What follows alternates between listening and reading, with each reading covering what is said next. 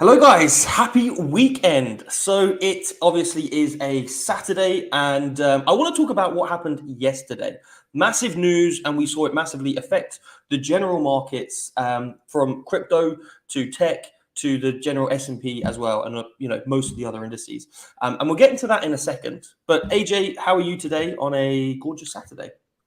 Yeah, I'm doing well, thank you. We've got a lot. Well, there's not really much news out, but as we were talking about earlier, but we've got some stuff to talk about, and on the technical side of stuff, there's a nice new pattern, well, potential pattern that's could be a nice trade for us. So we'll look at that in a moment. Good. Well, let's jump straight into it. So, like you said, there's not really too much massive bits of news at the moment. But what I do want to go through is we covered this yesterday briefly. So I know it says today, but I haven't refreshed it just so it's all here. So this is what happened yesterday on Friday, non-farm payroll, which is how many new jobs have been added, not in the farming sector. So just think of this, everything apart from like farming. It's not exactly correct, but generally, how many new jobs have been added to the economy? 390,000. Now, it was forecast at 325, sorry, but the unemployment rate actually also continued to increase. Now, it might sound contradictory, but this is kind of just looking at people who are actually applying for benefits and grants from the government. But basically, the whole story around this is this happened. So we had the numbers come out. Now, what we actually want to see is we kind of don't want loads of new jobs because this means that people are hiring. Maybe not the smaller guys, but we're seeing a hiring spree in the previous month. So it means that there's still too much money in the economy. Now, guys, if there is too much money in the economy, then that kind of shows that we still have that high level of inflation and there's too much money sloshing around. And that's why we have the inflation. And that's exactly what the Fed are trying to reduce. So in order to reduce that, that's why they increase the interest rate so that people borrow less and then they hire less and the economy kind of shrinks a little bit so that we get rid of that inflation there. But throwing us back onto this chart here, I want to show you, this was the QQQ. So this is the essentially the NASDAQ. Looking over this previous week, so I've done this on a 4-hourly chart. So on the third, and then on the second. So on that Friday, we very much gapped down immediately. So gapped down and we finished in the red. And that was for NASDAQ, which obviously is quite highly correlated to Bitcoin. But it also happened on the S&P 500, as you see here, dropping down. And that is, again, like I said, it's because this is positive news in terms of the employment, but it's bad news in terms of what the Fed might do. So people are now thinking, well, how many rate hikes are there going to be? Is this a good environment for us to be investing into? Now, what I'm going to do is I'm going to go through and kind of show you this. I know I kind of talk about this a lot, but we don't really know exactly what it means. And I'll just refresh this so we have a quick look. So not really too much has changed. We're still unsure, but let me show you. I will bring you up a different chart that I want to share. So it's actually just me doing a bit of scribbles. You're probably not going to be able to read my writing, but I'm going to talk you through it. And this is going to be quite entertaining. So what we see here is we have made a mistake there. My bad. But we have here, so we have January, obviously we were at a 0%. This is the rate, okay? So this is the rate of borrowing money, the FOMC rate. So January we were at 0. March we did a 25 basis point hike, and so that ended us at 0.25. In May we did a 50 basis point, and so we're currently between 0.75 and 1, and that's where we are now. Now it's pretty much certain that we're going to have a 50 basis point hike in June and July, and this is going to ideally shrink. So it's going to increase the rate at which, or the cost of borrowing money, and so that should bring inflation down. This is a very, very classic way of controlling inflation. But the question mark has always been around September, November, and December. What's going to happen there? And so you can see here, we've got that 50, we've got 25, 25, 50, 50, 50. These are the rate hikes going from here to here, here to here, here. And so the question mark has always been around September. Yesterday, I mentioned that someone said, it was the vice chair of the Fed, I don't see a cause for a pause, meaning we're going to probably continue on that 50 basis point hike.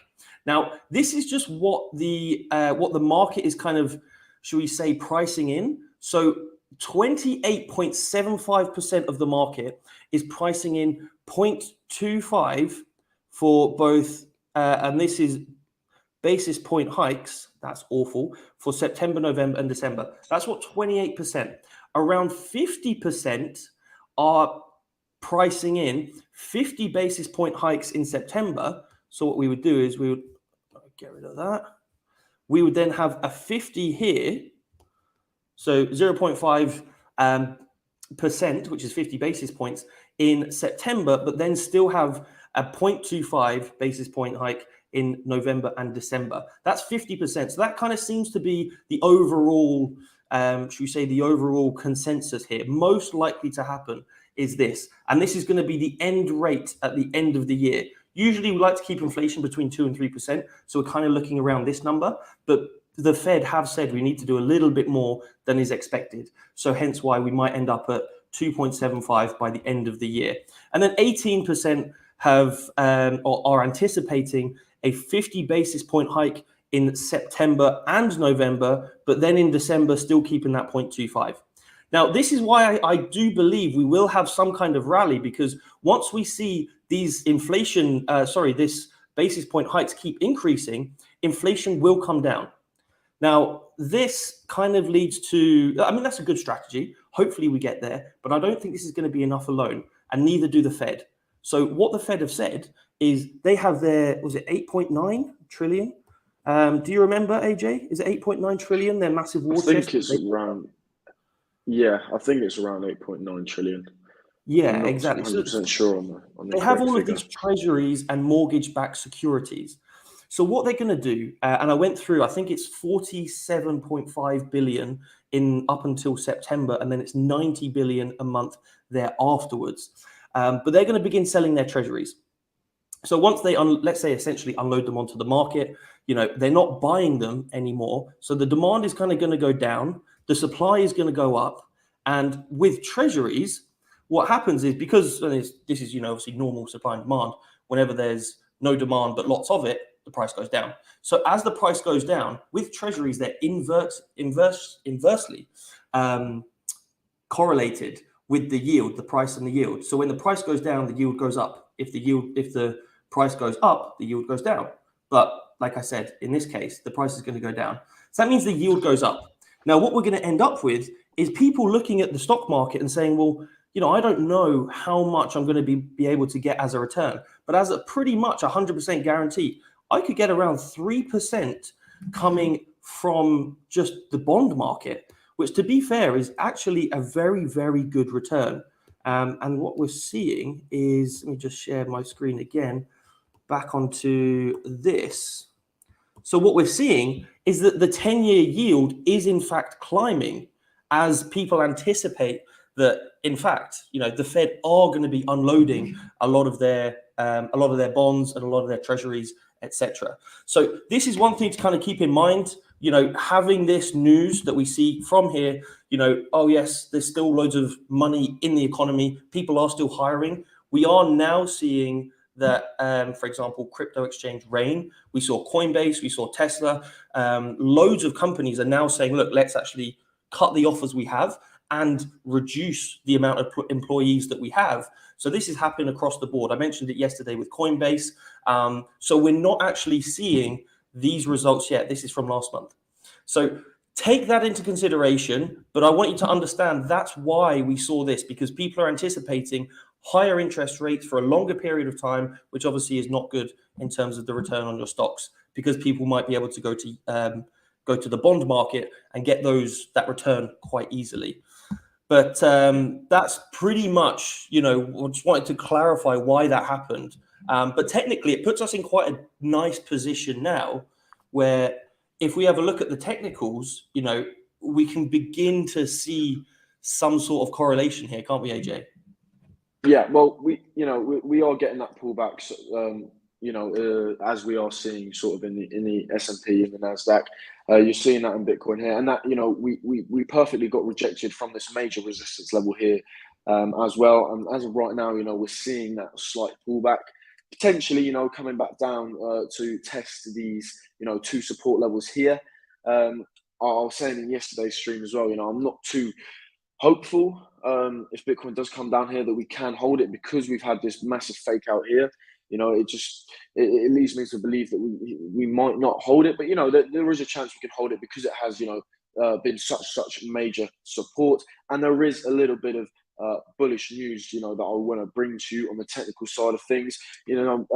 So this bullish news, it's not going to be sort of confirmed until another 2 weeks, depending on what the price does. But as of right now, we are just consolidating slightly, and we're sort of Bitcoin is sort of in that decision stage of where it wants to go, if it wants to come and test the resistance again, or if it wants to come down and test the support. But I did mention the other day about this diamond pattern that we did in fact break to the downside of, and we saw a pretty substantial pullback in Bitcoin. But we are seeing this diamond pattern again, and we are seeing it in the inverse way. And this is, a bullish scenario. This is, the bearish scenario when we're coming up into that diamond pattern, consolidating, having that big, those big moves in the middle, and then consolidating again, and then that price, and then the initial break to the downside. But we are seeing, as I said, we are seeing this in the inverse, and that is on the daily as well. So because it's on the daily, we can see a much bigger move than we did on the 1 hour. But I just want to bring this to your attention because, it's not, as I said, it's not confirmed yet. But, if we do continue to sort of consolidate in this diamond pattern, and then we do break to the upside, then there's a pretty high chance that we would bounce off of this, major support level, which, I've been showing you previously, which is major support.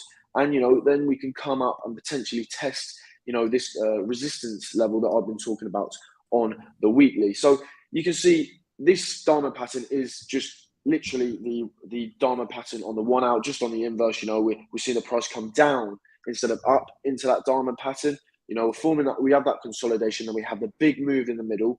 And now we just want, as I said, we just want that consolidation here, and that could take about 2 weeks. So as of right now, it's not confirmed. We could just break out of these, either the resistance or the support, and just sort of ignore this potential diamond pattern.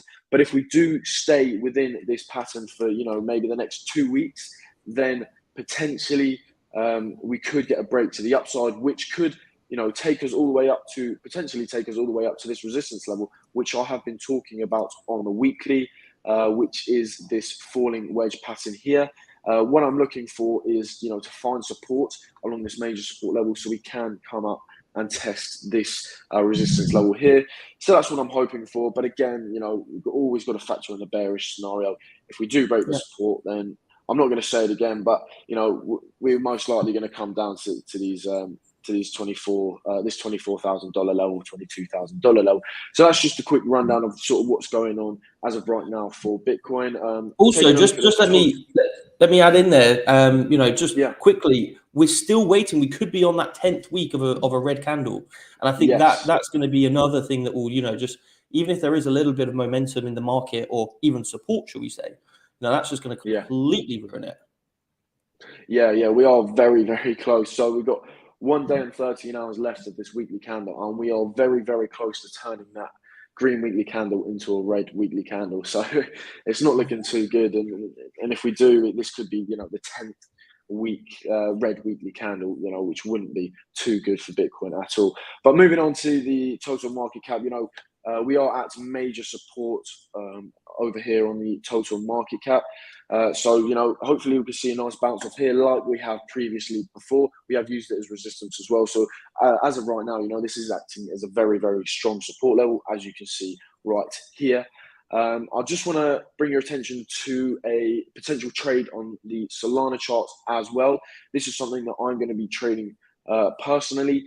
And this is if we do break this this white trend line here, because we are forming lower highs, and we are forming those lower lows. and we're getting this, this third low here. So if we can, maybe come up and test this level again, form another lower low, and then break this this white trend line, then I will be taking a long on Solana.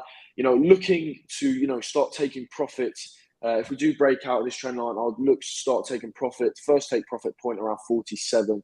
The next take profit point would be around $55 if it did come up to that point. But that's just a little trade that I might be taking on Solana if we do break above this trend line. So that's sort of the rundown of what's going on the charts at the moment. It's not too exciting at this at this moment in time, but hopefully we can get some nice trades going on in the next few days, next few weeks. So I'll be keeping you updated on that. Absolutely. And make sure you follow on Twitter to make sure that you do follow and get all of those immediate updates. But we shouldn't expect too much volume today. It's a Saturday, so most people are going to be, we're just, living their life, I guess. Plus, all the institutional guys will be out of the market tonight as well, and also tomorrow. But I'm expecting kind of Monday morning, in the Asian session, I think we'll have quite a lot of volume there. That usually happens. And that will kind of, push one or the other way, shall we say. So kind of anticipate that. But yeah, very well. I quite like Solana. I think it's, it's good long term. And I just can't believe that, everyone was getting so excited. Oh, should I buy it at $100? And I was like, and I thought maybe I'm buying the top, but I bought it and it goes up to what, 260 or something? Yeah. Now, 250, 260, yeah. Yeah, now we're down at like $40. It just seems crazy. It's crazy. It's great buying opportunities, but But as I've said, I'm sort of sticking away from the altcoins because I'm waiting for Bitcoin to find that bottom. But I am sort of putting some of my cash into altcoins, but only as much as I want to afford to lose. So I'm putting it in there, and I'm instantly saying to myself, right, in the next few weeks, this could drop 50. In the next few days, in the next few weeks, this could drop 50%. So I'm only putting in there, what I'm not really bothered about losing. Yeah, fair play. That's it. I mean, it's a good way to go. But anyway, guys, we will let you enjoy the rest of your weekend, and we will be back with some more information tomorrow or Monday. Yeah. Have a good weekend. All right, guys. Yes, enjoy your weekend. Like as always, drop a comment if you want us to focus on anything in particular. But until then, we will see you later. Trade safe. Thank you.